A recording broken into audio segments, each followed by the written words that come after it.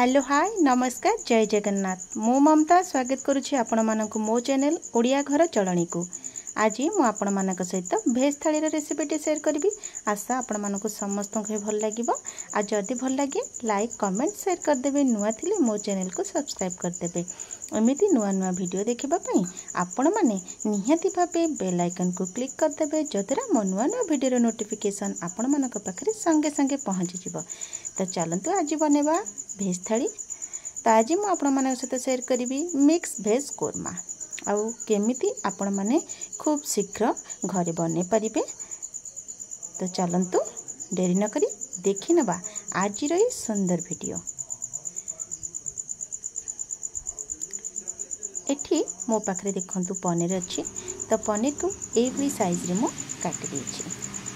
ता सहित आमे नेजेठी गोटे आलू जार चोपा छोड़ी ये छोट छोट साइज रो काटि नहीं। ता सहित फूलकोबी, बीन्स, गाजर आ गोटे इंच साइज रो अदा मध्य धोईकी रखी नहीं देखिपे।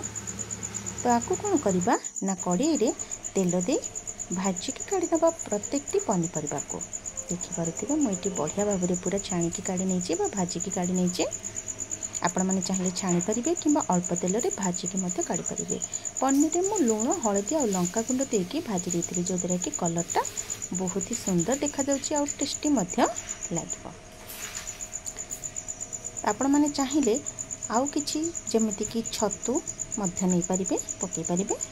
तो ये कड़ाई रे प्रथम तेल गोटे चमच जीरा अदा और गोटे टमाटर ता सहित पकईदेवी किछि काजू खंडा। तो आपको कौन करवा ना अल्प समय भाजी नबा ग्राइंडर जार देकी आपको गोटे बढ़िया गोटे पेस्ट प्रस्तुत करनबा देखिपे। कड़ाई रे बर्तमान तेल आ गोटा गरम मसला तेजपत्र दे सारा पर ये मोर बटा मसला लंका गुंड आउ हलदी गुंड आउ लुण टिके पकईकी मसला को टिके कषि नबा भल भाव में कंचपन जावा पर्यंत। एबे हमर भजाई रखिथिबा किंबा छणा हे रखिथिबा पनीपरिया सब को देदबा। आपण मैंने चाहिए चार मगज ऐड कर। तो देखो पूरा भल भाव में पूरा कषि हो सारापर ये मुदेली हाफ चमच चीनी। आपण मैंने जदि पसंद करथिबे ऐड करेंगे। तो ये देखो भल भाव में फुटी गला आपण मैंने जेतिक झोल आवश्यक करुवे से अनुसार देदेवे पानी। जदि कम चाहूबे कम देवे, चुकचुकिया चाहूबे तो कहीं पसंद करते। तो देखिए तो केते सुंदर भाव में पूरा प्रस्तुत हो गला हमर एठी मिक्स भेज कोरमा।